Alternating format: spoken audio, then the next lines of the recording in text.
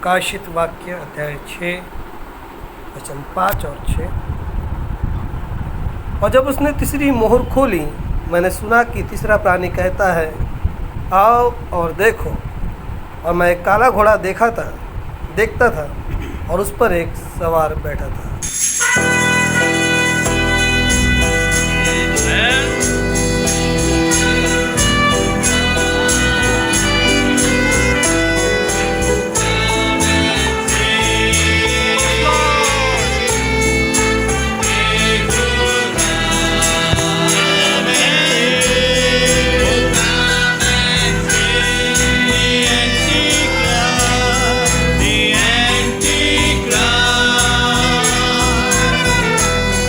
Oh, come and see.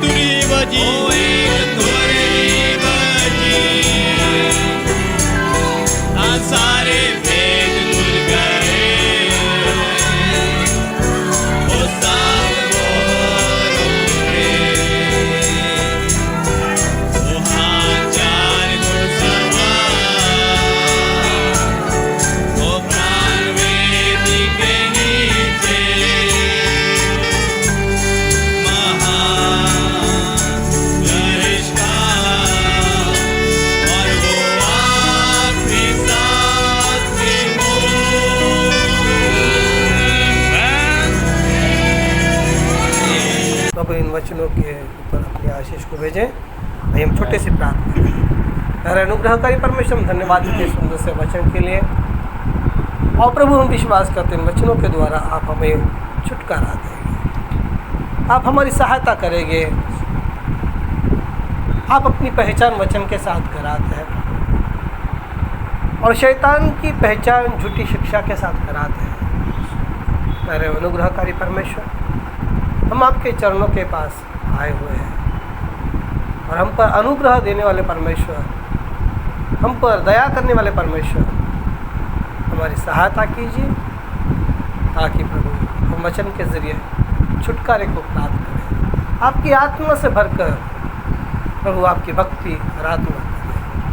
हर कोई जो आज सुन रहा है, हर एक पर अपनी आशीष को उड़ेल दीजिए ताकि हम सभी का विश्वास बढ़े और प्रभु हम अपने जीवन में शैतान की और परमेश्वर के वचन की पहचान कराने में सक्षम बने। हमारी सहायता कीजिए क्योंकि ये बहुत ज़रूरी है कि हमारे अंदर क्या है। क्योंकि बहुत सारी बार हमारा समय इसी में जाता है कि दूसरे के अंदर क्या है, लेकिन हम अपने खुद के प्रति अंधे हो जाते हैं। लेकिन जब परमेश्वर का वचन आता है वो हमें रोशनी देता है, हमारी आँखों को खोलता है और तब हम अपने आप को अंदर से देखते हैं कि हमारे अंदर क्या है। और मोहरे इसीलिए प्रभु ने खोली है। हम आपको धन्यवाद देते हैं ताकि हम पहचान सके कि कौन सवारी कर रहा है, शैतान कहाँ छुपा हुआ है और उस छुपे हुए शैतान को निकाल करके हम उसको वचन की तलवार से मारें। हमारी सहायता कीजिए, मदद कीजिए, अगुवाई कीजिए। प्रभु यीशु मसीह के नाम से मांगते हैं, सुनिए और कबूल कीजिए। आमीन। हम लोग बैठेंगे और प्रभु को धन्यवाद देंगे।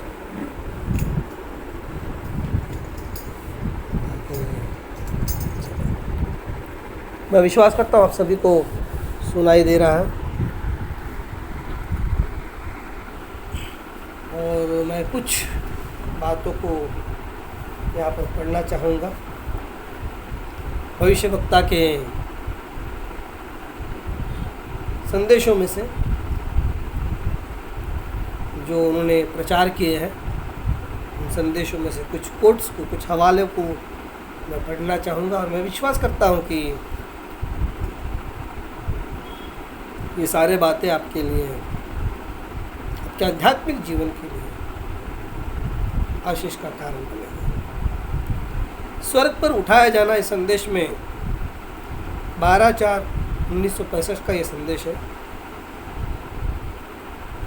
उसका हवाला मैं पढ़ रहा हूँ। मैंने दुल्हन का पूर्व चित्रण देखा। मैं वहाँ पर खड़ा हुआ था और मैंने एक सुंदर प्यारी सी युवती को देखा जिसने बिल्कुल सही प्रकार का पहरावा और वस्त्र पहने हुए थे।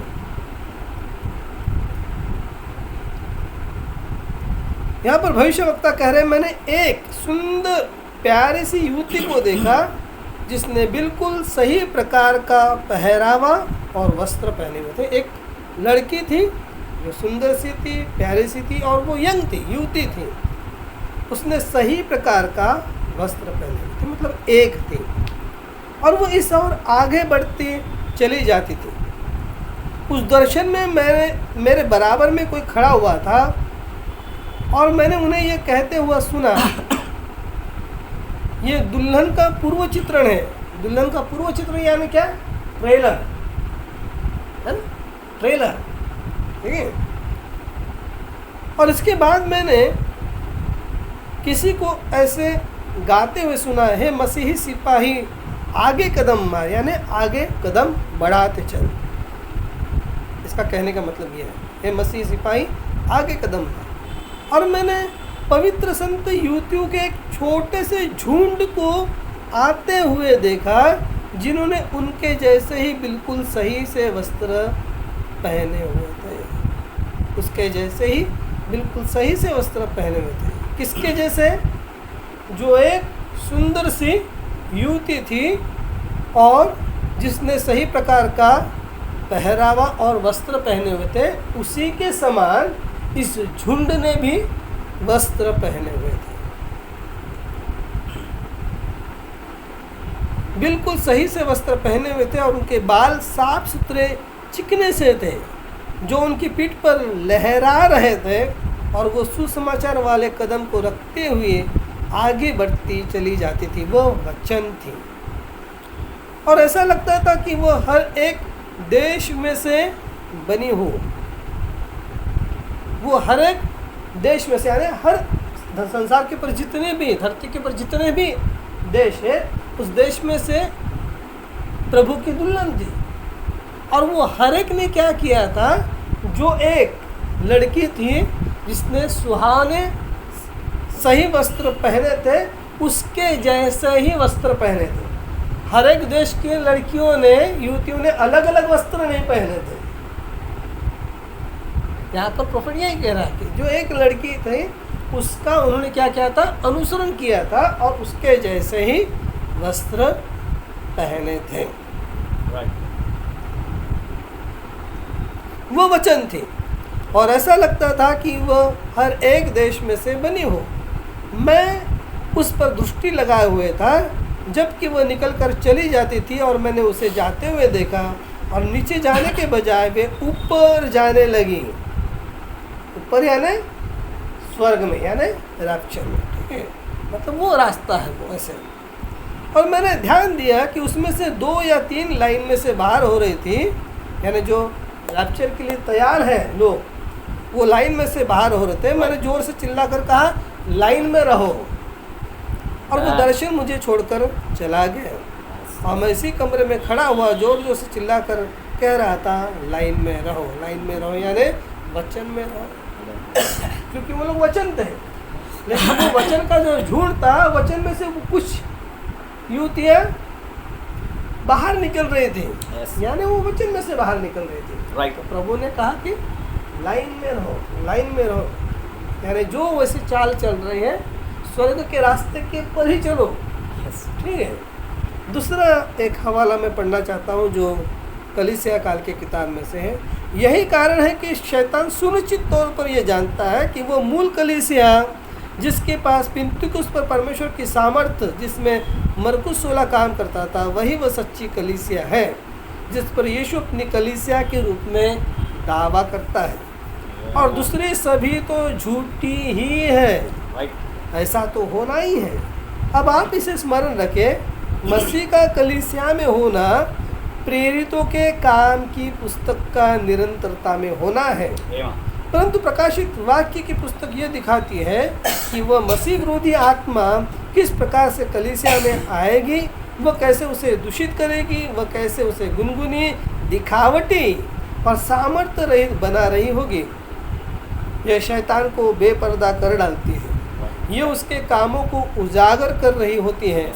उसने परमेश्वर के लोगों को नाश करने और परमेश्वर के वचन को अविश्वसनीय बनाने का प्रयास किया, जब तक कि उसे आग की झील में डाल नहीं दिया जाता है।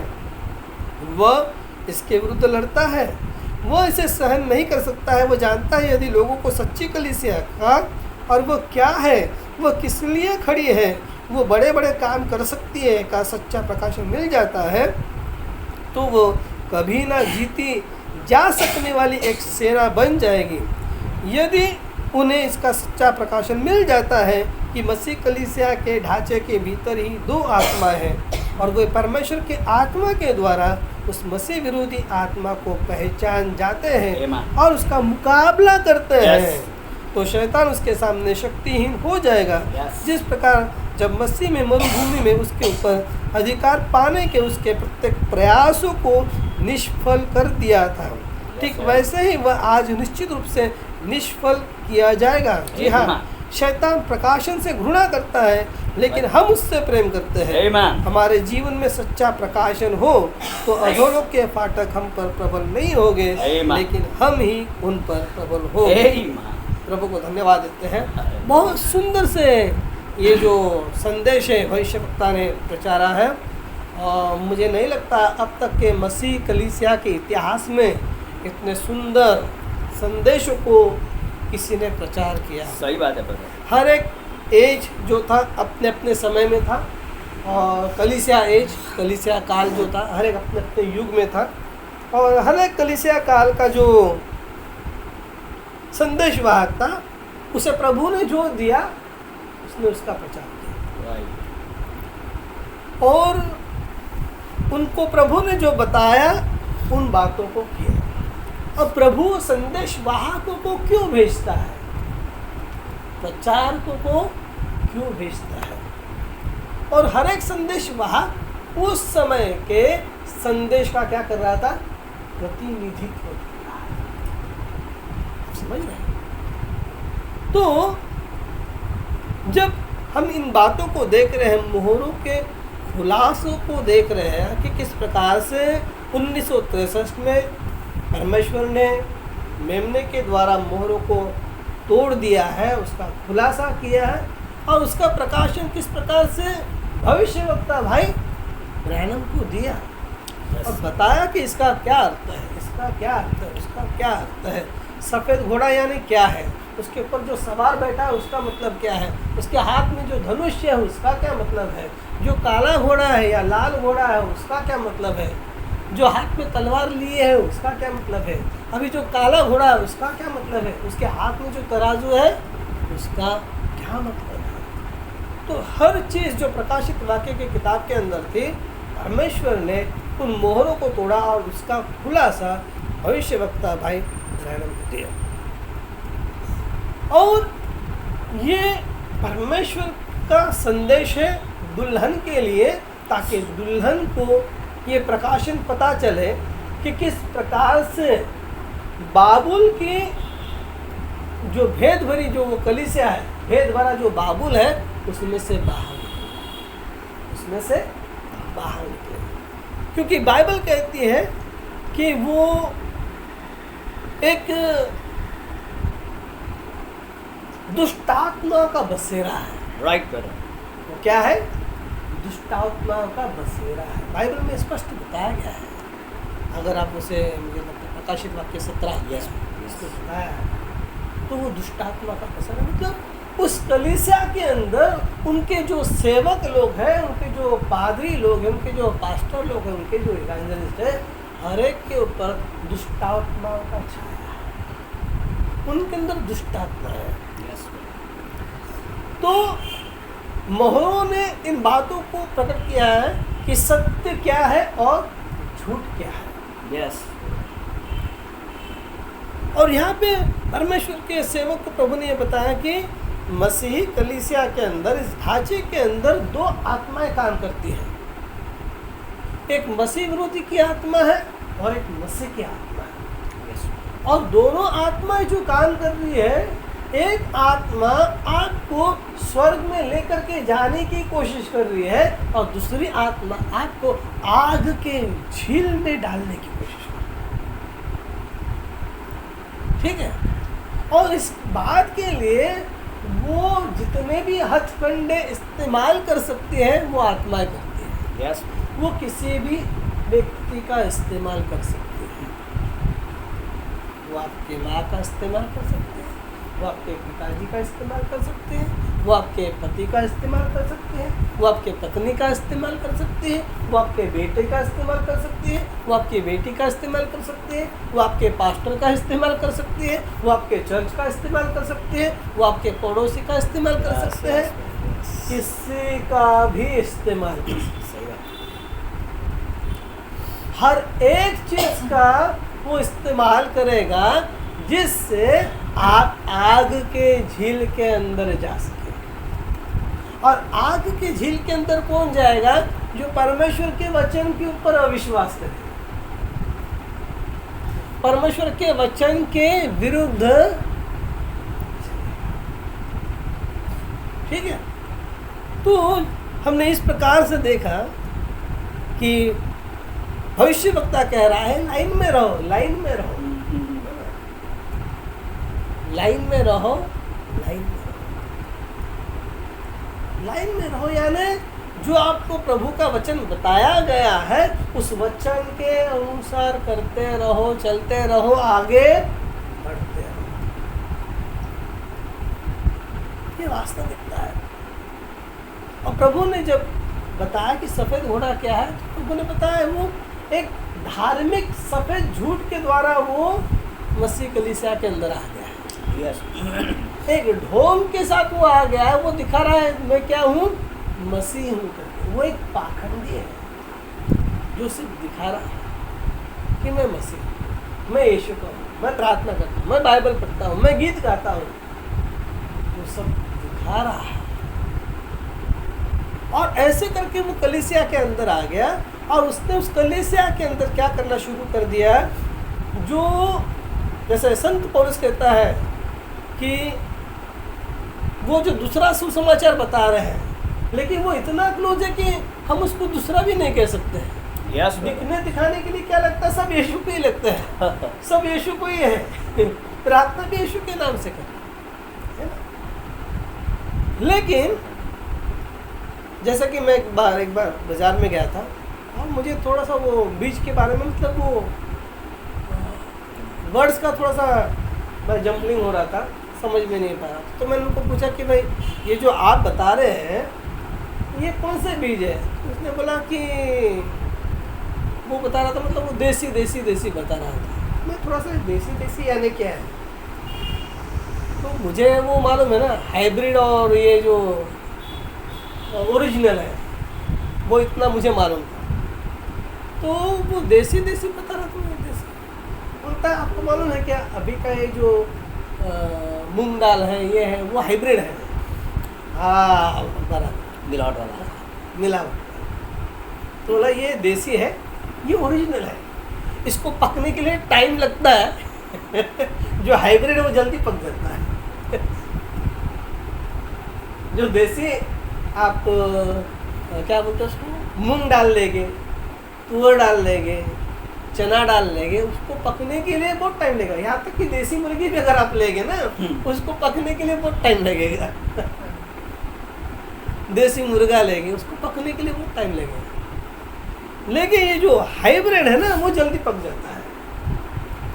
प्रभु यीशु मसीह ने भी बताया कि गेहूं का दाना और घास का दाना, जंगली बीज।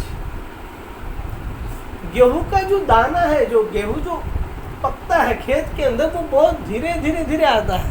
लेकिन जंगली घास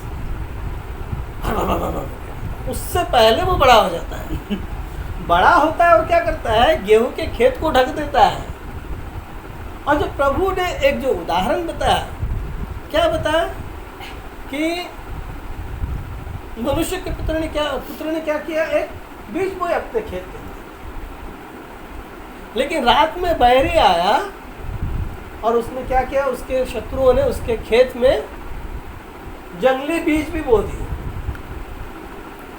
तो सवेरे लोगों ने देखा, वर्कर लोगों ने देखा, कामगारों ने देखा कि जब वो बढ़ रहे थे तो पता चला कि अरे गेहूं के दाने के साथ क्या बढ़ रहा है, घास भी बढ़ रहा है। तो मालिक क्या बोला, सबको साथ में बढ़ने दो, नहीं तो क्या होगा, वो निकालने के लिए जाएंगे तो बेचारा गेहूं ही निकल कर इसको साथ में बढ़ने दो, साथ में बढ़ने दो। मतलब यही है, संसार का जो कठिनाई का टाइम है सबको साथ में बढ़ने दे रहे हैं। तो कहने का तात्पर्य क्या है, जो डुप्लीकेट है ना, वो डुप्लीकेट जो क्रिश्चियन है ना, वो सच्चा लगाया जाता है। देखो कितना बढ़ते बढ़ते जा रहा है, कितना पैसा आते जा रहा है, कितना प्रसिद्ध होते जा रहा है, इसके चर्च में ढेरों सारे लोग हैं। जेरूसलम के कलीसिया के अंदर सारे इजराइल के लोग आ रहे थे, लेकिन प्रभु यीशु मसीह की कलीसिया में बेचारा 11-12 लोगों को लेके बैठा हुआ। जहाँ पर जाता तो वहाँ से लोग धक्के मार कर उसको निकाल देते थे। जब वो अपने खुद की कलीसिया में आया, मतलब खुद के गांव के कलीसिया में आया, चर्च में आया, उसने बोला कि आज के समय में ये वचन पूरा हो गया कि प्रभु की आत्मा मुझ पर उतरी और आज़ादी की जो घोषणा है, ये जो एक्सेप्टेबल जो ईयर है, जो अनुग्रह का वर्ष है, उसने वो वचन पढ़ा और बोला ये वचन आज के दिन पूरा हो गया है। ये खुद को मसीहा बोल रहा है, तो ये कर रहा है, वो कर रहा है, पकड़ो इसे। लोग बाइबल आप देखिए, पढ़ो, वहाँ पे लोग उसके विरुद्ध में खड़े हो गए। और बाइबल ये कहती है कि उनके अविश्वास की वजह से वो किसी भी काम को करने में असफल हुआ। देखिए परमेश्वर भी वहाँ पे कुछ नहीं कर सका जहाँ पे विश्वास नहीं है। राइट, यस, समझ रहे हैं? तो ये जो बोलने वाला विश्वास होता है वो अलग होता है, और जो कृति में आता है वो विश्वास अलग होता है। क्योंकि बाइबल कहते हैं कि तुम्हारे काम दिखाते हैं तुम विश्वासी है या नहीं। यस, आप समझ रहे हैं? सही बात। तो ये बहुत वास्तविकता है। इसीलिए यहाँ पे भविष्यवक्ता कहता है, भविष्यवक्ता को प्रभु ने क्या बताया कि एक युवती है, एक यहाँ पर एग्जाम्पल है कोई तो भी, और उसके वजह से ही वस्त्र क्या क्या है लोगों ने पहने हैं, जो स्वर्ग में जाने के लिए क्या कर रहे हैं, तैयारी कर रहे हैं। तो एक कोई एग्जाम्पल है। लेकिन आज अंत समय के संदेश में क्या प्रचार किया जा रहा है, देखो देखो देखो, वहाँ पे हर एक देश की क्या है, महिला है, युवती है, यानी हर एक देश का वहाँ पे ड्रेस है। ये कैसा है, क्या अलग अलग ड्रेस है क्या? नहीं, प्रॉफिट ने बोला वहाँ पर एक लड़की है, उसने सुंदर साफ सुहाने वस्त्र पहने हैं और सेम उसके जैसे ही अलग अलग देश के हैं, तो हो सकता है वो अलग अलग कलर के हो और अलग अलग देश के तो चेहरे से पता चलता है, चीन का कौन है, जापान का कौन है, वो तो उनके मुंह से पता चलता है, अफ्रीका का कौन है ना, इंडिया का कौन है, अमेरिका का कौन है, आप समझ रहे हैं, अरब का कौन है, तो वो उनके चेहरे से, उनके कलर से पता चलता है। लेकिन प्रॉफिट ने क्या बताया है, एक स्त्री वहां पर खड़ी है, एक युवती वहां पर खड़ी है और उसके जैसे ही, यानी उन्होंने उनके राष्ट्र के पोशाक नहीं पहने हैं, आप समझ रहे हैं, उनके राष्ट्र के पोशाक नहीं पहने हैं।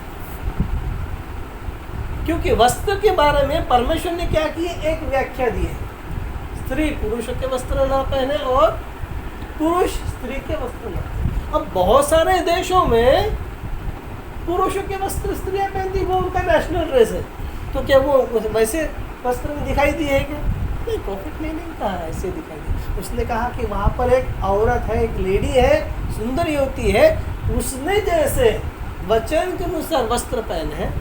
लेकिन आज एक टाइम में लोग बता रहे हैं कि नहीं नहीं, आपका जैसा देश है ना, आप वैसा पहन सकते हैं। अगर आप पंजाब के हैं तो आप पंजाबी ड्रेस पहन सकते हैं। पंजाब देश है क्या? भारत एक देश है, तो भारत देश का क्या साड़ी वस्त्र है। और सबसे पुराना वस्त्र क्या था? परकर पोलकर, जैसे हम लोग मराठी में बोलते हैं, घाघरा चोली, सबसे पहले वही पहनते थे ना, भारत जो देश था वही पहनता था। और बाद में क्या है, साड़ी, ट्रेडिशनल ड्रेस कौन सा है, साड़ी है। अगर ये लोग, इन लोगों ने क्या किया है ना, प्रॉफिट के संदेश के अंदर भी मिलावट कर दी है, और आज इसके लिए संदेश के अंदर बहुत सारे लेडीज लोग जो है, बहनें, वो भी पैंट डालते हैं, 2 पैर के वस्त्र पहनती है, उसको पैंट ही कहते हैं, आप उसको कुछ भी कहो। जिसके 2 पैर है वो पुरुषों के वस्त्र है। प्रॉफिट ने बताया जर्मनी में नाम अलग हो सकता है, फ्रांस में नाम अलग हो सकता है, अमेरिका में नाम अलग सकता है, इंडिया में नाम अलग हो सकता है, समझ रहे हैं? तो कहने का तात्पर्य क्या है, ये जो सफेद जो घोड़ा है ना, ये झूठ का घोड़ा, ये संदेश के अंदर भी आ गया है। वो एक सफेद झूठ बोलते हुए आ रहा है, अपनी सोच को वहां पे डाल रहा है। उसने वचन के अंदर, इस अंत समय के संदेश के अंदर क्या कर दी है, मिलावट कर दी है। तो हो क्या रहा है, लोग अपने विचारों से चल रहे हैं और उनको लगता है हमारे विचार सही है, हमें जो लग रहा है वो सही है, हम जो कर रहे हैं वो सही है, हम लोग जो बोल रहे हैं वो सही है। तो संदेश के अंदर, इसीलिए भविष्यवक्ता ने क्या कहा, लाइन में रहो, लाइन में रहो, लाइन में रहो, यानी वचन में रहो, वचन में रहो। और भविष्यवक्ता ये कहता है, मोहरों का खुलने का मतलब प्रकाशन, ये जो मेन बात है कि मसीह कलीसिया के ढांचे के भीतर 2 आत्माएं हैं। वो आपको कौन से आत्मा के अंदर आना है, ये बहुत ज़रूरी है, ये बहुत ज़रूरी है। और जो मोहरा का खुलासा, फिर बाद में हम लोगों ने देखा, क्या देखा कि एक लाल घोड़ा है, जो क्या कर रहा है, हाथ में तलवार लेके आगे चल रहा है। उसने बोला एक तो तुम कैथलिक बनो या तो मर जाओ। वो घोड़ा चल ही रहा है याद रखिए, वो रुका नहीं है। बाइबल ये नहीं कहती है कि वो रुक गया। फिर बाइबल कहती है वो सफ़ेद घोड़ा निकला, वो जीत के लिए आगे आगे आगे आगे बढ़ता चला। बाइबल में ये नहीं कहा है कि वो रुक गया। तो बाइबल में दूसरा घोड़ा बता दिया, जो लाल घोड़ा था वो भी निकला तलवार लेकर। तो ये तीनों घोड़े जो है सभी काम कर रहे हैं, कोई भी घोड़ा रुक नहीं गया है। वो मसीह विरोधी आत्मा रुकी हुई है। तो हमारे जीवन में इस बातों को जानने का महत्व बहुत है कि हमारे परिवार में कौन सी आत्मा काम कर रही है। आप समझ रहे, मेरे व्यक्तिगत जीवन में कौन सी आत्मा काम कर रही है। आपको मालूम है, आप लोग ये जो यॉर्निंग देते हैं वो भी शैतान की आत्मा है।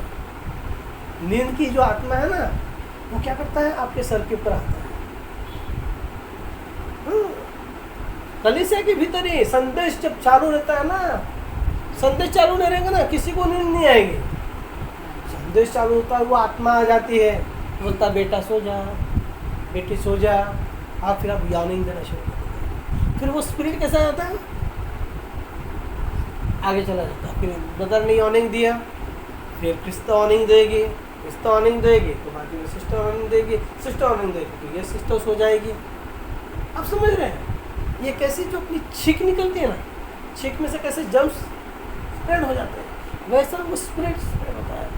और ब्रदर प्रॉफिट ने बोला है कि शैतान की आत्मा है जो आपको नींद नहीं आती। मेरे पहचान की एक लेडी है, बहुत प्रभु करती है, वास्तव में वो प्रभु से प्रेम करता है, ये नहीं कहते ठीक है वो गलत शिक्षा में है, लेकिन जब भी वो बाइबल के लिए बैठेगी ना, वो डोलना शुरू कर देती है, उसको नींद आती है। बोलती है ब्रदर वो मेरी नींद जाती है ना, मैं जब भी बाइबल लेने के लिए बैठूंगा ना, नींद आती है। ये हकीकत है, ये वास्तविकता, वो उसे आज भी नींद आती है। देखिए मतलब जो भी है, कोई भी हो आप भी सोते हैं, कोई भी हो, शैतान की आत्मा आ जाती है आपको सुलाने के लिए। तो ऐसे समय में हमको क्या करना है, उठना है, मुंह धोना है। मतलब मैं पहचान कर रखे दे रहा हूँ कैसे प्रोफेट का वचन सत्य है कि दो प्रकार की आत्माएं, एक प्रभु का वचन लाने की आत्मा कोशिश करती है, प्रकाशन लाने की कोशिश करती है। वो कोशिश ये करती है कि आप लोग उसके ऊपर क्या करें, विश्वास करें। और दूसरी आत्मा क्या कोशिश करती है, आप उसको ला सुनो, आप एक दूसरी दुनिया में चले जाए। आप समझ रहे हैं, तो ये चल रहा है, ये हो रहा है। जब भी प्रभु का दास आपके घर में आता है, वो क्या कर रहा है, वो संदेश को लेकर के आ रहा है। वो कोशिश कर रहा है कि प्रभु की आत्मा आपके घर में आ जाए, प्रभु का प्रकाशन आपके घर में आ जाए। ऐसे समय में क्या होना चाहिए, हमें प्रभु का आदर रखना है। हमें पता होना चाहिए कि घर में कौन है, हमें किस प्रकार से बातें करना है, किस प्रकार से उठना है, बैठना है, किन बातों को करना है, किन बातों को नहीं करना है। बाइबल में आपको मैं बताता हूँ, जब भविष्यवक्ता अलीशा जा रहा था, वो जैसा भी होगा, उसके सर के ऊपर बाल नहीं थे, तो उसे ये सब जो लड़के लोग थे ना, उसको टकलिया करके चिढ़ा रहे थे। बाइबल कहती है जंगल में से भालू आ गए, एक नहीं, दो नहीं, 40 बच्चे थे। 40 बच्चों को फाड़ कर खा लिया। परमेश्वर परवाह नहीं करता है, मैंने कल ही कहा, क्योंकि जब प्रभु का जो दास है वो एक संदेश का क्या कर रहा है, वो प्रतिनिधित्व कर रहा है। इसीलिए प्रभु ने क्या कहा, जब तुम मेरे दास को ग्रहण करते हो, तुम मुझे ग्रहण करते हो। जब तुम मेरे दास को कुछ देते हो तो तुम मुझे दे रहे हो। आप समझ रहे? तो ये जो है, ये बात हमको समझना चाहिए। इन बातों के साथ हम क्या करते हैं, परमेश्वर का आदर करते हैं। और प्रभु ने कहा, जो मेरा आदर करेगा मैं उसका आदर। हमारे जीवन में परमेश्वर का वचन ये आदर होना बहुत जरूरी है। और यही कारण हो गया कि हम देखते हैं कि कलीसिया काल में जो वहाँ उस समय के प्रचारक थे, उस समय के जो लोग थे, उन्होंने परमेश्वर का वचन का आदर नहीं किया। उनको लगा कि हमारी जो सोच है वो सबसे बेहतर है, वो सबके लिए सूट है। अगर हमारे परिवार के अंदर कोई परमेश्वर का वचन का आदर नहीं करता है, हमें उसका आदर करने की ज़रूरत है क्या? हमें उसका सम्मान करने की ज़रूरत है क्या? हमें उसका ख्याल रखने की ज़रूरत है क्या?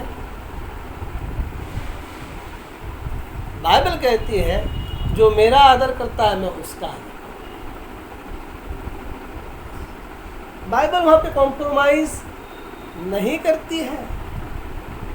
बाइबल कहती है सारे अशुद्धताओं से दूर हो जाओ तो मैं तुम्हें कबूल करूँगा। आप समझ रहे?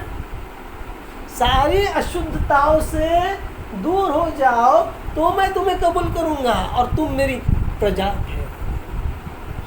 तो हमारे जीवन में अशुद्ध क्या है? जो वचन नहीं है वो अशुद्ध है, क्योंकि वचन शुद्ध है, जीवन है, पवित्र है। जो वचन के अनुसार जो भी बात नहीं है वो सारी अशुद्धता है, सारी अपवित्रता है। और इसीलिए हम लोगों ने उस दिन पढ़ा था, एक वचन पढ़ा था कि पवित्रता के बारे में। ये पवित्रता बहुत महत्वपूर्ण विषय है। ये पवित्रता का जो वचन है यहाँ पर इब्रानियों 12-14 में हम लोग पाते हैं, ये मोहरों से संबंधित है, ये प्रभु के आगमन से संबंधित है, ये बेदारी से संबंधित है, ये रैप्चर से संबंधित है, ये बॉडी ट्रांसलेशन से संबंधित है। क्या कहता है प्रभु का वचन? सब लोगों से मेल मिलाप रखने और उस पवित्रता के खोजी हो जिसके बिना कोई प्रभु को कदापि न देखे। मैं कह रहा हूँ क्या? प्रभु का वचन कह रहा है। अगर आपको प्रभु को देखने के लिए स्वर्ग में जाना है, यानी रैप्चर में जाना है, रैप्चर में उठा लिए जाना है, तो आपको पवित्रता बहुत जरूरी है। अब प्रभु को तो हम तो केवल मानवीय पर्दे के भीतर ही देख सकते हैं। इसीलिए तो परमेश्वर देहधारी होकर के आया ना। जब परमेश्वर देह में आया 2000 साल पहले, इसलिए लोग उसको देख सके। लेकिन क्या फायदा हो गया? कितने लोगों ने उसको पहचाना? क्योंकि उन्होंने एलाइजा का मैसेज को ठुकरा दिया था। यानी एलाइजा ने उस समय प्रभु के पहले आगमन के समय कौन था? यूहन्ना बपतिस्मा करने वाला। उसने जो पवित्रता का संदेश दिया था उसको ठुकरा दिया था। बाइबल कहती है मोहरों का खुलना प्रभु को धरती पर लेकर आता है। 7वीं मोहर प्रभु को धरती पर लेकर के आती है, प्रभु के आगमन से संबंधित है। लेकिन अगर आपके जीवन में पवित्रता नहीं है, सारी प्रकार का अशुद्धता है, सारी प्रकार की बातें हमारे घर में अशुद्ध है और हमारा जीवन अशुद्ध है, हमारे मुंह से अशुद्ध बातें निकल रही है, तो ये बातें प्रभु को खुश करेंगी? हम कौन से समय में रह रहे हैं? हम किस समय में रह रहे हैं? अब ये जो समय है आपको और मुझे सोचना है हमारे प्राणों के बारे में। क्या मेरा प्राण बचा हुआ है? मुझे मेरे प्राण को बचाना है। इस बात के ऊपर हमारे विश्वास को इतना बढ़ाना है। हमारे जीवन में प्रभु को आदर देना, प्रभु को सम्मान देना।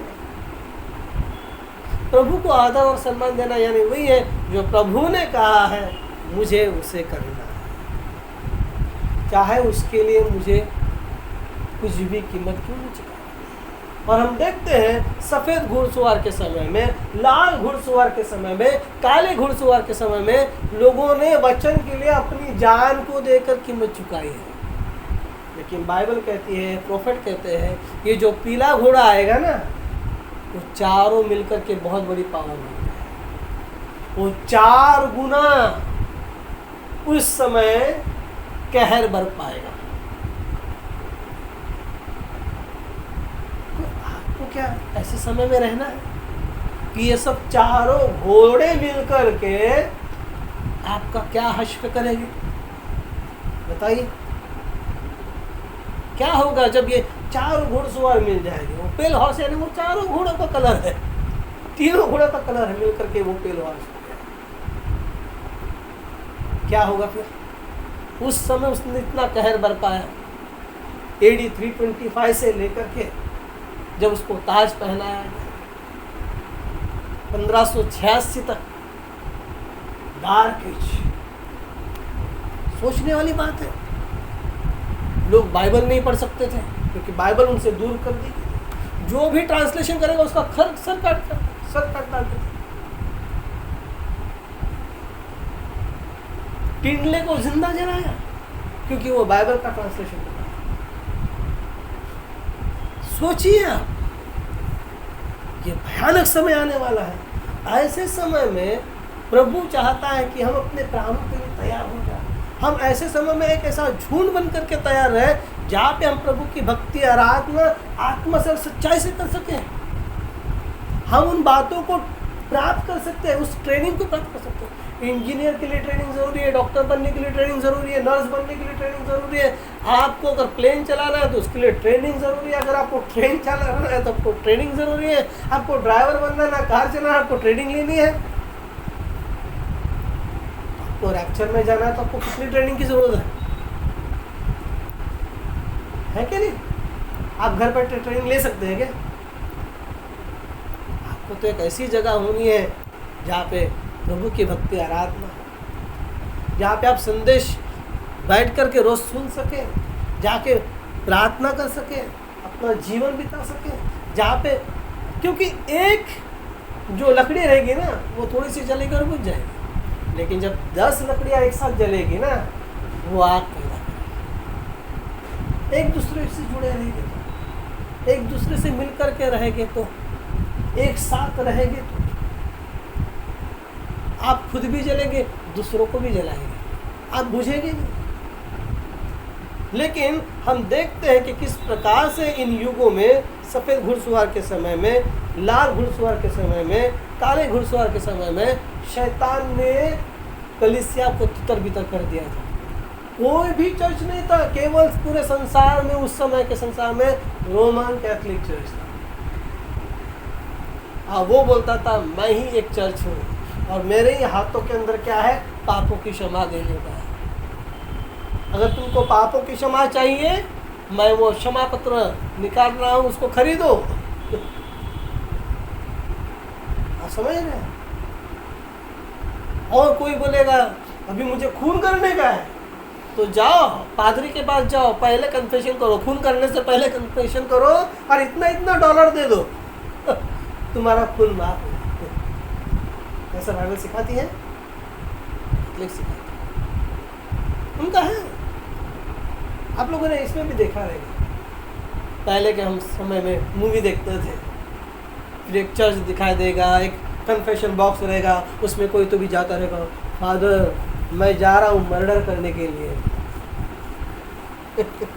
देखा आपने मूवी में? देखा आप लोगों ने मूवी देखा रहेगा। अभी मत बोलो कि हम लोग नहीं देखते थे, ऐसा देखते थे, हम लोग भी देखते थे, हम लोगों ने इसमें देखा रहेगा है? फिर वो जाता है कन्फेशन बॉक्स के बोलता मैं मर्डर करने जा रहा हूँ। Father oh my son why are you, क्यों ऐसा कर रहे हो सन?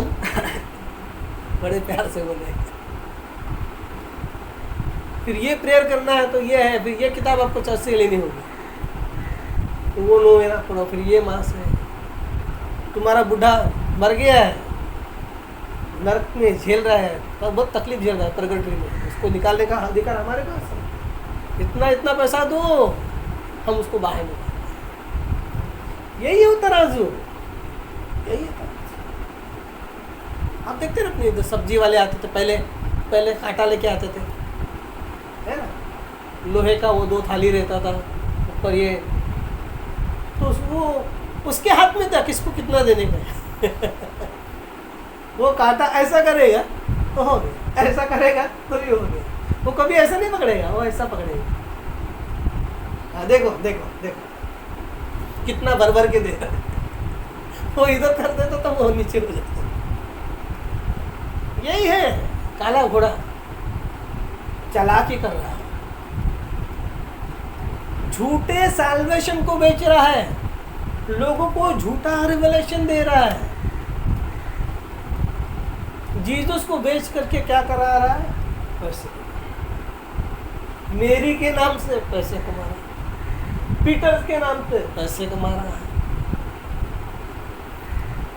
ये वास्तविकता में बता रहा हूं।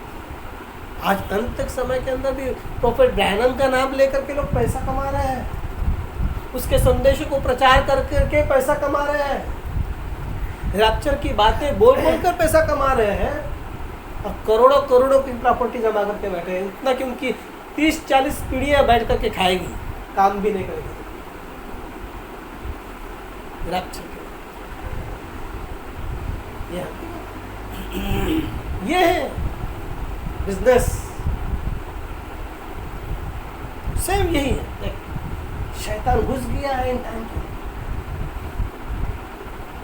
ये छोटा सा मैंने उदाहरण दिया है, ये ड्रेस के बारे में, ड्रेस कोड के बारे में। और जो ड्रेस पहनेंगे उनको वो लोग बुरा भला कहते हैं, क्योंकि उनके साथ मैच नहीं होता है। तो उनका पास्टर क्या बोलता है, वो लोग जो ड्रेस पहने ना उनसे बच के रहो। देखो ये शैतान की आत्मा है। पादरी लोग क्या बोलेंगे, प्रोटेस्टेंट लोगों से बच के रहो। प्रोटेस्टेंट लोग बोलेंगे ब्रदर ब्रैनम के लोगों से बच के रहो। अब ब्रदर ब्रैनम के लोग क्या बोलेंगे, ये जो ड्रेस कोड पहने हुए लोग हैं ना, इनसे बच के। ये उस मसीह विरोधी आत्मा को आप पहचानने की कोशिश करो। मोहरें इसीलिए खोली गई है। तो आपके पास भी एक ट्रेनिंग देने वाला चाहिए, जो आपको इन बातों को बता सके कि ये वचन के अनुसार ये आपको करना जरूरी है, तो ही आपका प्राण बच सकेगा। क्योंकि आने वाले दिन क्या है, बहुत भयानक है। नोहा कितने साल प्रचार किया, 120 साल उसने प्रचार किया। और ना उसकी मौसी आई, ना उसका काका आया, ना उसकी चाची आई, ना उसके भाई लोग भी उसके वोट में आए।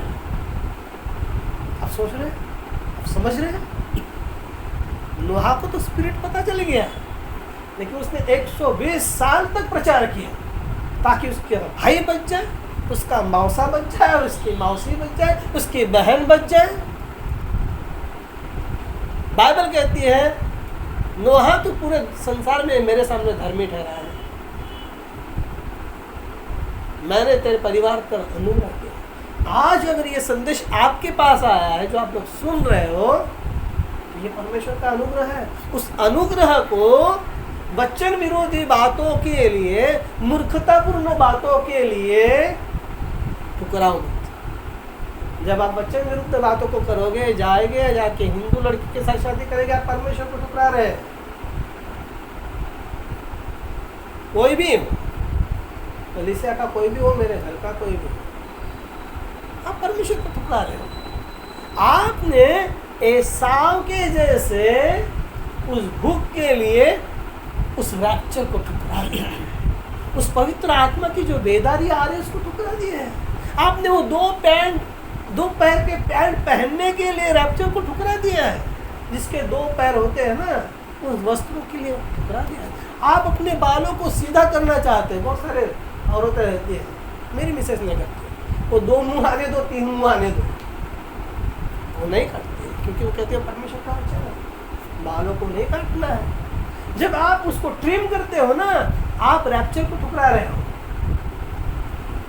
सही बात है, क्योंकि आपने परमेश्वर के वचन को काट दिया। यही तो प्रॉफिट बोल रहा है, लाइन में रहो, लाइन में रहो, लाइन में रहो। वचन के जैसा कोई माने या ना माने, हमारा कुछ रिश्ता नहीं। जो वचन से वचन को सम्मान नहीं देता, क्योंकि वचन ही परमेश्वर है, बाइबल ही परमेश्वर है, वो तो लिखित स्वरूप में परमेश्वर है। जो परमेश्वर के वचन को ठुकराता है, वो परमेश्वर को ठुकराता है। सही बात है। यस हमें ये प्रभु का वचन है, ये मैं नहीं कह रहा हूँ। और हमें तो अनंत काल का जीवन चाहिए। क्यों हम अपने आप को पता होने के बावजूद भी आग के झिलमे के अंदर खुद ही माने? स्विमिंग पूल है वो आग के झिले, वहां पे कौन जाएगा? जिन्होंने परमेश्वर के वचन को ठुकरा दिया है, जिन्होंने झूठ को ले लिया है, क्योंकि बाइबल कहते हैं किसी भी झूठे का प्रवेश स्वर्ग के राज्य के अंदर नहीं होगा। सही बात। नहीं होगा। ये परीक्षा है, शैतान आपके ऊपर प्रेशर लाएगा ही लाएगा, क्योंकि ताकि आप परमेश्वर के वचन के विरुद्ध खड़े हो और शैतान को जो अच्छा लगता है वो करे और वो अपना एजेंट घुसा देगा। बाइबल कहती है ना, एक दुष्ट आत्मा घर से निकल जाता है और उसके अंदर पवित्र आत्मा नहीं है, वचन की बातें नहीं है वो धुला हुआ है, लेकिन वो बढ़ नहीं रहा है। पवित्र आत्मा की उपस्थिति उसके अंदर नहीं है, वचन की उपस्थिति उसके अंदर नहीं, वो वचन फिर भी वो धुला हुआ है, साफ सुथरा है। लेकिन जब वो देखता पवित्र आत्मा होता कि इसके घर के अंदर कोई है नहीं है, होना तो चाहिए। अगर जब वो साफ हो गया है, वो धुल गया है, तो उसके जीवन के अंदर उसने पवित्र आत्मा को प्राप्त करने की कोशिश करनी चाहिए, परमेश्वर की आत्मा के प्राप्त करने की कोशिश करनी चाहिए। लेकिन जब वो ही नहीं करता है, बोलता अभी मेरा बपतिस्मा हो गया, ठीक है, अभी जैसा चल रहा है चलने दो, ऐसा कर रहे करने दो। बाइबल कहती है वो दुष्ट आत्मा वापस आती है और वो अकेली नहीं आती है, वो और 7 आत्मा को देती है। बाइबल कहती है उसकी दशा पहले से भी अधिक हो जाती है। लोग बोलेगा वो पहले तो भी अच्छा था, वो तो अभी खतरनाक हो गया है। आप समझ रहे मेरी बातों को? ये वास्तविकता है। तो हमारे जीवन में जो प्रभु ने हमको दिया है ना, उसे पूरी ताकत से पकड़ना, पूरी ताकत से। अभी बच्चे कोई छोटे नहीं है, बड़े हो गए हैं। जो प्रभु के वचन के अनुसार हम लोग कर रहे हैं, हम माता पिता हैं, हमारे हिसाब से करें, क्योंकि हमको स्वर्ग में जाना। जब कोई पेड़ ऐसा हो जाता है, झुक जाता है ना, जो छोटा सा पेड़ है ऐसा झुकने लगता है, क्या करते हैं हम लोग? माली क्या करता है? झुकता है पेड़, लकड़ी लेता है, एक लकड़ी लेता है, लकड़ी लेके उसको क्या करता है? बांध देता है, उसको पानी भी डालता है ताकि वो सीधा। तो अपने को भी लकड़ी लेना है, लकड़ी लेना है, वचन की लकड़ी से बांधना है। अगर बांधने के लिए ठीक है, कुछ तो करना जरूरी ना, ताकि सीधा हो जाए। सीधा करने के लिए कुछ तो जरूरी है। जब हम देखते हैं कि संदेश के अंदर पाप के ऊपर पाप, पाप के ऊपर पाप, लोग झूठी बातों को फैलाकर अपना उल्लू सीधा कर रहे हैं, अपने बच्चों के लिए प्रॉपर्टी के ऊपर प्रॉपर्टी के प्रॉपर्टी। जैसे मैं वो डॉलर आफ्टर डॉलर के बारे में, इतने में पैसे तुम खुद के लिए फ्लैट ले सकते हो, चर्च नहीं ले सकते हो। चर्च के नाम से पैसा आया है, तुम चर्च ले सकते हो। तुमको किसने मना किया? किसने रुकाया? लेकिन तुम्हारे अंदर लालच है, तुम्हारी इच्छा नहीं है कि चर्च बने, लेकिन तुमने चर्च के नाम से पैसा मांगा। जब आया है तो परमेश्वर के वचन के अनुसार वो तुमको चर्च ही बनाना है, नहीं तो वापस दे दो पैसा, चर्च को दे दो। हमारे पास बहुत सारे एग्जाम्पल परमेश्वर के वचन के। जक्के, उसने सही मायने में सबके सामने अपने पापों को कबूल किया और तो प्रभु मैं पश्चाताप करता हूँ, क्योंकि वो टैक्स कलेक्टर था। बोलता है मैं जिनसे लिया है और जो जबरदस्ती भी लिया है उनको मैं दुगुना वापस दूंगा। इसको पश्चाताप है, इसको पश्चाताप।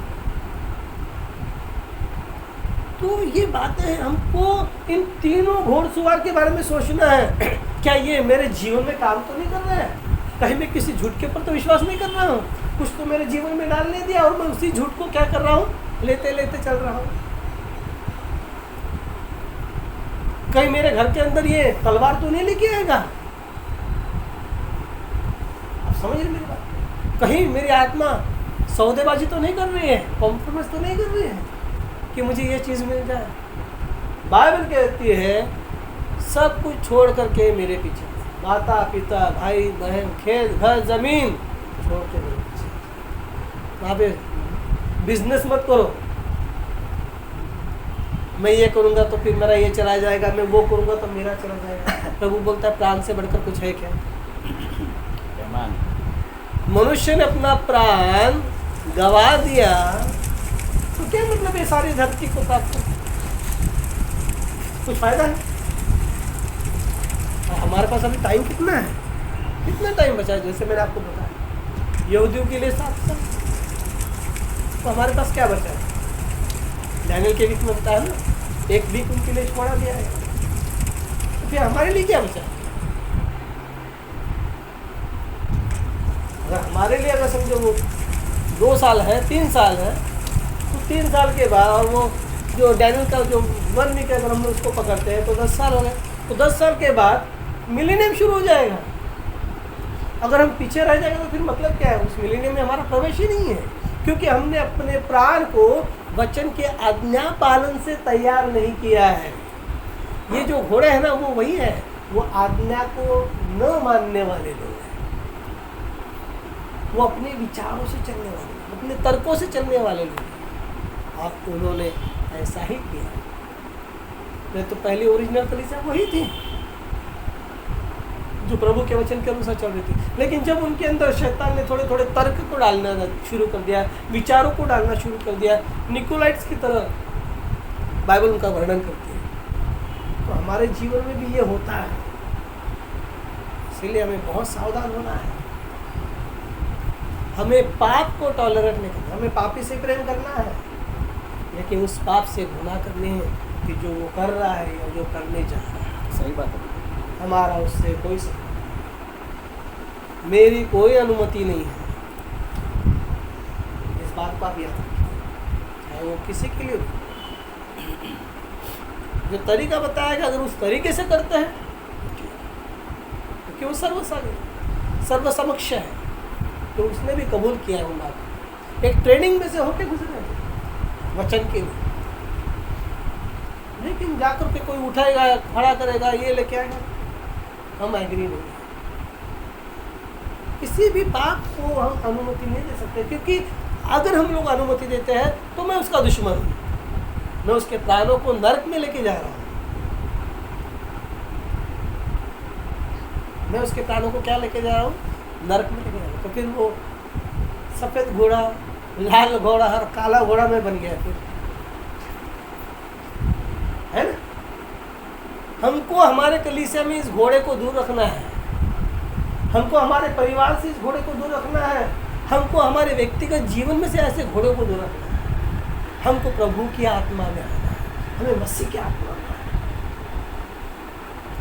गलतियाँ सभी से होती है, वो बात अलग है, लेकिन जानबूझकर अगर कोई बहुत बड़ी गलती करने जा रहा है और वो सही नहीं है, वचन के अनुसार सही नहीं है, उन बातों को हमारे जीवन में, हमारे परिवार में कभी जगह नहीं देगी, हमारे हृदय में भी जगह नहीं देगी। नहीं तो वो चीज़ केवल अकेले को नहीं, पूरे खानदान को बर्बाद कर देगी। आपको पता है बाइबल के अंदर अलीशा का जो नौकर था, अलीशा के पास एक राजा ने एक व्यक्ति को, सेनापति को भेजा। वो पहला सेनापति कहा गया और राजा के पास गया। राजा ने उसको बोला कि मेरा ये सेनापति है, मेरा बहुत प्यारा है, बहुत निष्ठावान है, इसको कोड लगा है, इसके कोड को तू क्या कर, ठीक कर। राजा सर पे हाथ लेके बैठ गया, अरे इसको मुझसे झगड़ा करना है क्या?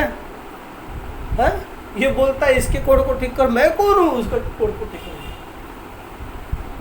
तब किसी ने बताया कि अपने इस्राएल के देश में परमेश्वर का भविष्यवक्ता है, अलीशा है, तो प्रभु का दास है, तो उसको फिर वहाँ पर भेजा। वो वहाँ पर गया, वहाँ पर जाने के बाद हम देखते हैं अलीशा ने उसको सिंपल बात बताई, जाओ और यर्दन नदी में जाकर 7 बार डुब। उसे गुस्सा आ गया, क्योंकि उसकी सोच अलग थी। वो कहता है, बाइबल में उसके बारे में कहा है, मुझे ऐसा लगा वो बाहर आएगा, बोलेगा अरे वाह कितना बड़ा सेनापति है, मेरी अवगत भवगत करेगा, मेरे को बिठाएगा और फिर बोलेगा तुमको अभी ऐसा ऐसा ऐसा वैसा वैसा वैसा ही, जो भी उसने सोचा है।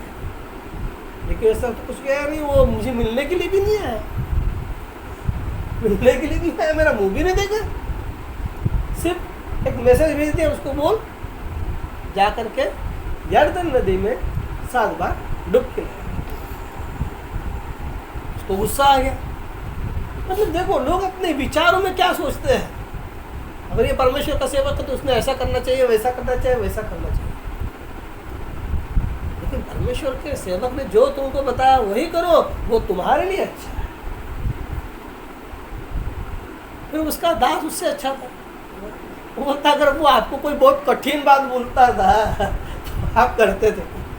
आपको एक सिंपल बात बोली कि ऐसा करो, तो करने में क्या हर्ज है? नहाने के लिए तो जाती हो ना भाई तो 7 बार नहा लो, डुबकी लगा लो, तो वो जाता है, करता है। और देखो जब वो भविष्यवक्ता की बातों को सुनता है, और भविष्यवक्ता के पास ही परमेश्वर का वचन आता है। जब ये परमेश्वर का वचन है, उसने वचन को सुना और वचन के अनुसार किया, बाइबल कहती है उसका पूरा का पूरा जो कोड था वो चला गया। वो खुश हो गया, वो कुछ देने के लिए गया उसको, भविष्यवक्ता ने ले लिया। लेकिन और एक जन था जो गेहजी था, जो लालची था, उसने झूठ बोल करके चांदी लिया, सोना लिया, बड़े बड़े जो महंगे वस्तु थे वो ले लिया। इसको हम क्या मालूम कि ये खुद मांग रहा है, उसको लगा भविष्यवक्ता ने दे दे। भविष्यवक्ता ने उसको बोला, गेहजी को बोला, देखिए ये चर्च के नाम पे जो ऐसे डॉलर्स वगैरह जमा कर रहे हैं ना, उनके लिए ये है, उनके परिवार के लिए सही। जो ऐसा झूठ बोल करके परमेश्वर के वचन के विरुद्ध कामों को कर रहे हैं, भविष्यवक्ता की शिक्षा के विरुद्ध चल रहे हैं, उनके ऊपर एक आत्मिक कोड ला गया। आत्मिक कोड, आपको पता है बाइबल में जो कोड़ी है वो परमेश्वर के भवन में नहीं जा सकता, नहीं जा सकता, नहीं जा सकता, कोई भी कोड़ी नहीं जा सकता। आप देखिए बाइबल के समय में अगर आप देखेंगे आपको पता चलेगा, उनको गांव के बाहर रखते थे। अब परमेश्वर का वचन भविष्यवक्ता के पास आया, वो कहता है ये जो कोड है ना, ये तेरे पूरी संतान को लगेगा। जब आप परमेश्वर के वचन को अनदेखा कर देते हैं, लालच में आकर के पैसों के पीछे भागते हो, प्रसिद्धि के पीछे भागते हो और अपना उल्लू सीधा करते हो, उसने किसके लिए लिया रहेगा? वो अकेले के लिए। उसने सोचा रहेगा अरे मेरी बीवी है, मेरी बीवी को मैं दूंगा, सोना दूंगा, मैं चांदी दूंगा, मैं हीरे जवाहर से जड़े हुए वस्त्र दूंगा। प्रभु का वचन है इसके साथ तू कोड भी ले ले, नामन का पैसा ही मत ले, कोड भी ले ले। जिस डॉलर के लिए तुमने ये किया, जिस पैसे के लिए किया, तो वो डॉलर जहां से आया उसके ऊपर जो विपत्ति आने वाली है, उस विपत्ति तू भी ले ले। फिर तो परमेश्वर का वचन। तो जब हम कॉम्प्रोमाइज करते हैं, परमेश्वर के वचन को छोड़ देते हैं, हमारे ऊपर ये सारी बातें हम जब फंसाते हैं, उसने फंसाया, गेहजी ने फंसाया। ये फंसाने वाली आत्मा है। उसे तो तुरंत उस समय अपने आप को सावधान कर लेना चाहिए था। अरे ये आत्मा मुझे फंसा रही है, मेरे भविष्यवक्ता ने बोल नहीं ले रहा तो मुझे क्यों लेना है, और मुझे क्यों झूठ बोलना है? इसने झूठ ही बोला है। ये सफेद घुड़सवार है, आप देख रहे, देखिए भविष्यवक्ता का प्रकाशन है। सफेद घुड़सवार झूठ की आत्मा है, लाल घुड़सवार हत्या करने वाली आत्मा है। जब कोई परमेश्वर का सेवक है जो सच्चा है, सीधा, जिसने कुछ किया नहीं, आज आप उसके विरुद्ध में झूठी झूठी बातों को फैला रहे, आप उसकी हत्या कर रहे, क्योंकि आप उसके पर्सनैलिटी को, उसके प्रभाव को खत्म करने की कोशिश कर रहे हैं। ऐसे मेरे साथ हुआ है। तो प्रभु के वचन के अनुसार वो हत्या है, बाइबल के वचन के अनुसार वो हत्या है, भविष्यवक्ता के वचन के अनुसार, संदेश के अनुसार। यहाँ तक कि भविष्यवक्ता ने कहा है, अगर आपको बताया गया है रोड के ऊपर 80 की स्पीड में गाड़ी चलाओ और आप 120 की स्पीड में गाड़ी चला रहे हैं, और उससे अगर कोई आदमी मर जाता है, वो प्री मर्डर है। आप समझ रहे हैं? सुनियोजित तरीके से आपने क्या किया है, मर्डर किया है। क्योंकि आपको बताया 80 की स्पीड में गाड़ी चलाओ, आपने 120 की स्पीड में गाड़ी चलाई, आदमी आ गया, मर गया। अगर आप 80 के स्पीड में चलाते तो वो नहीं मरता था, वो उस समय रास्ते से गुजर गया होता।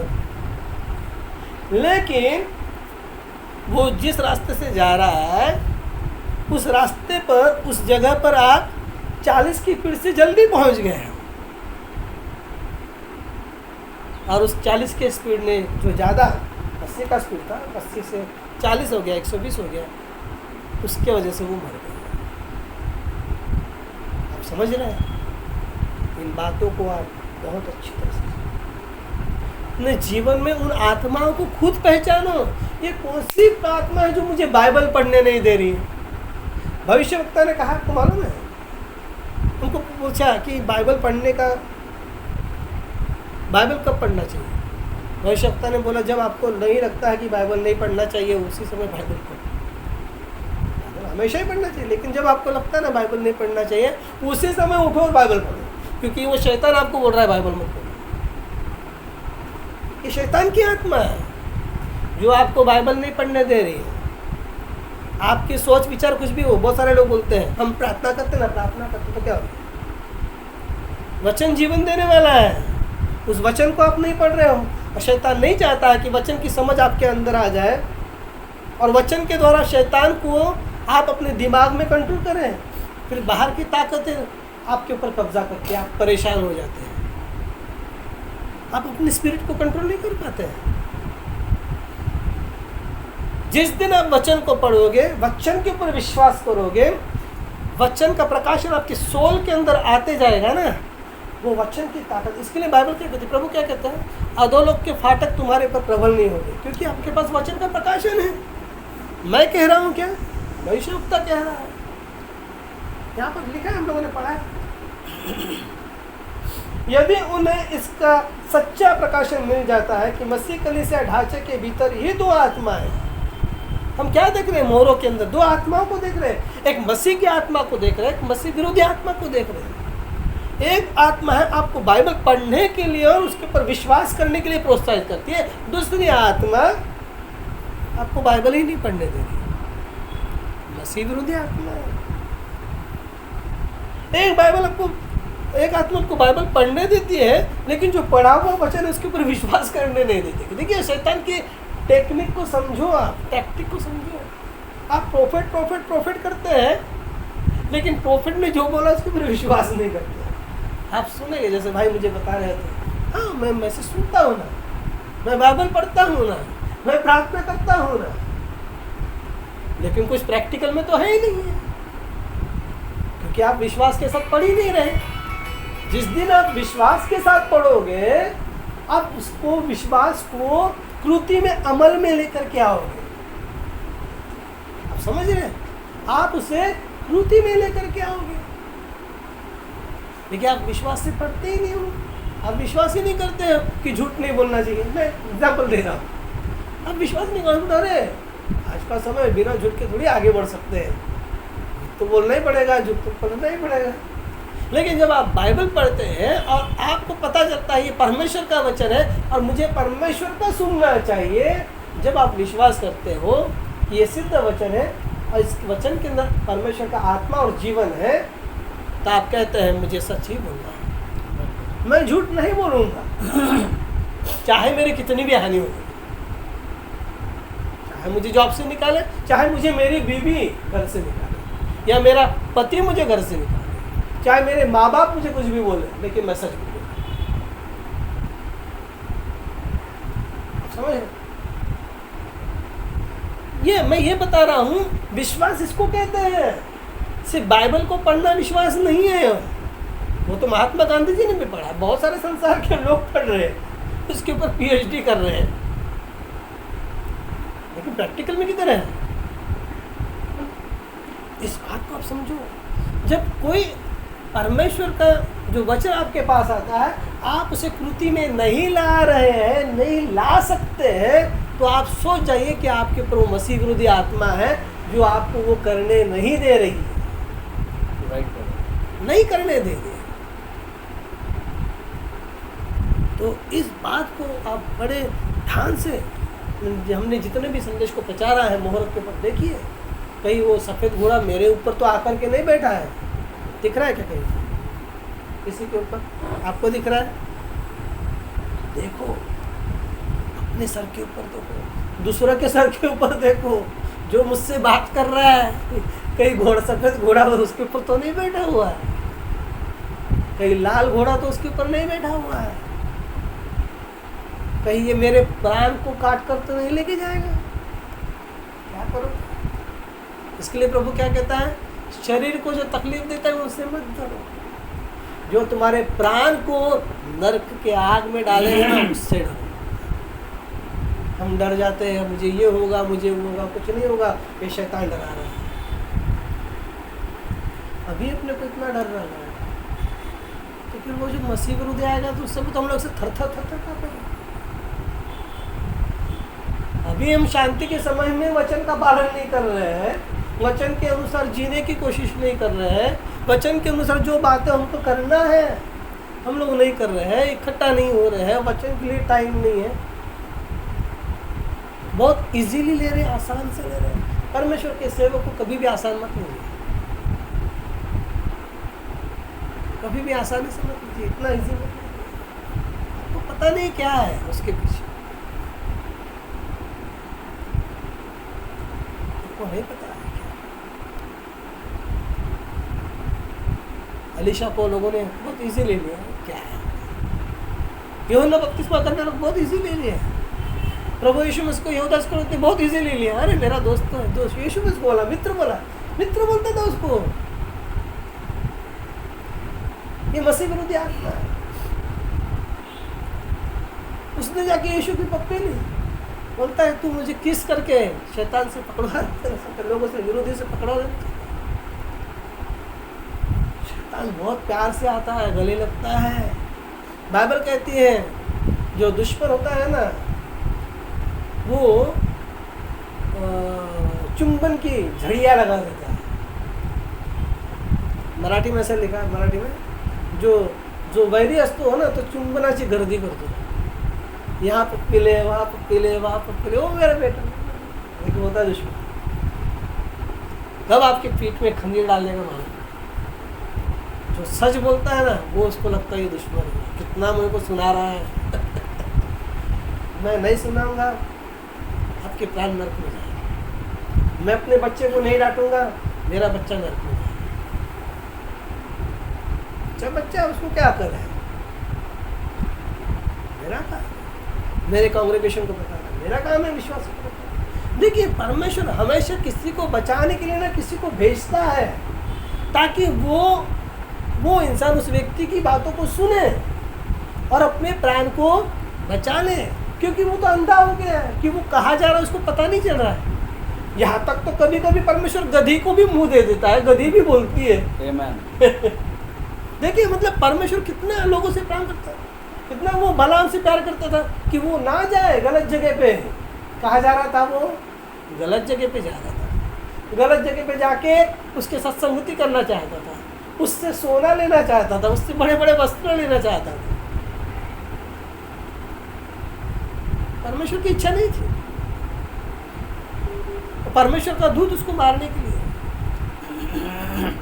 बाइबल कहती है वो मसीह विरोधी आत्मा इतनी क्लोज चल रही है, जिनका नाम जीवन की किताब में नहीं है सब उसके सामने झुक जाएंगे। परमेश्वर का सेवक आपको बचाने, परमेश्वर किसी को तो भी बता रहा है, क्योंकि वो देखता है कि ये जो है ये मेरा बेटा जो पीछे पीछे चला जा रहा है बहुत ही आगे निकल गया है पाप करने में, झूठ बोलने में। हाँ ये डॉलर पास्टर जो है जिसके बारे में हम लोग बातचीत कर रहे थे वो बहुत आगे निकल गया है।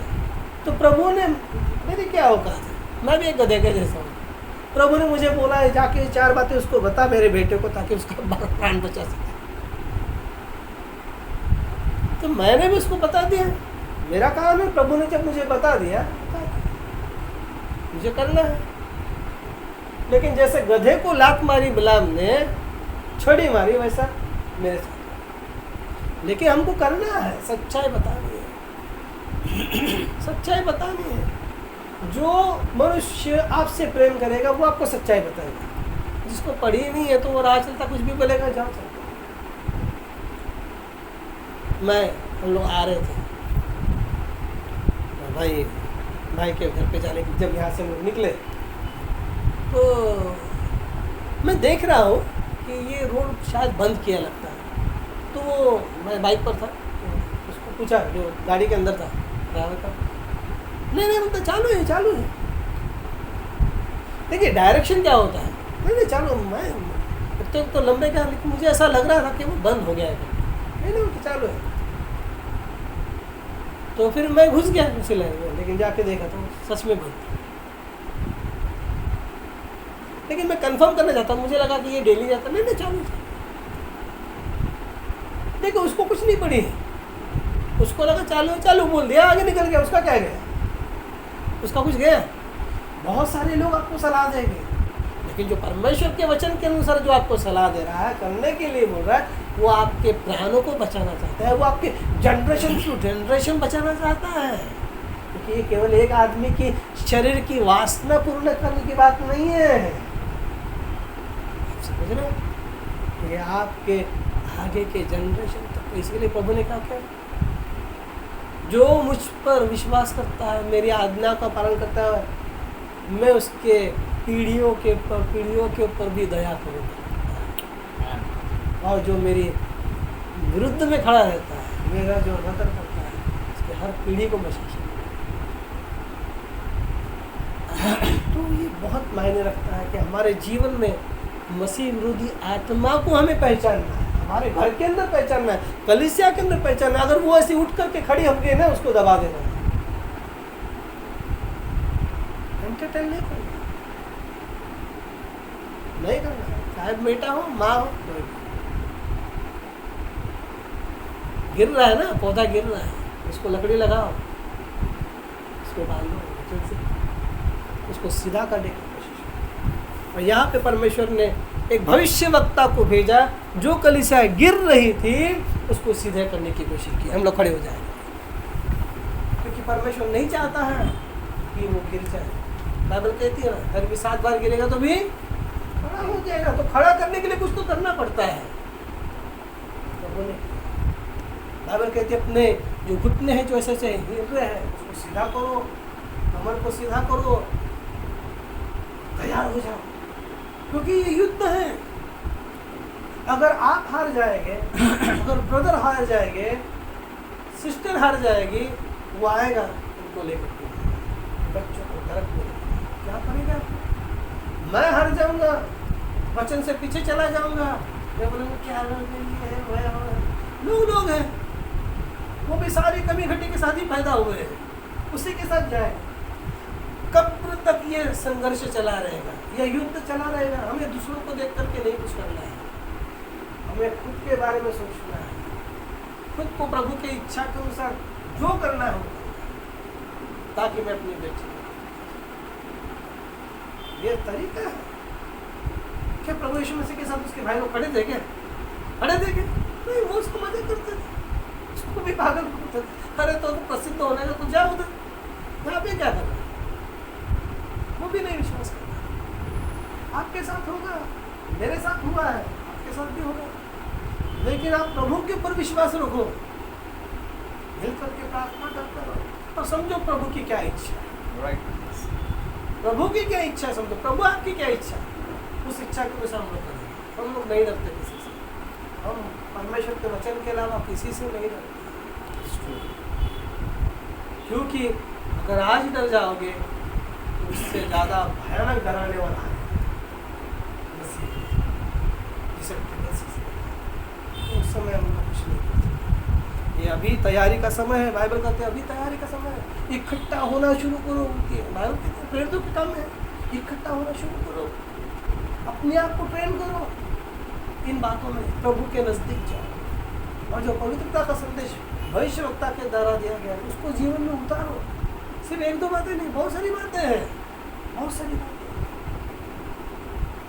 आइए हम लोग प्रार्थना करेंगे, और मैं पूरा विश्वास करता हूँ ये संदेश आपके लिए लाभदायक बनेगा।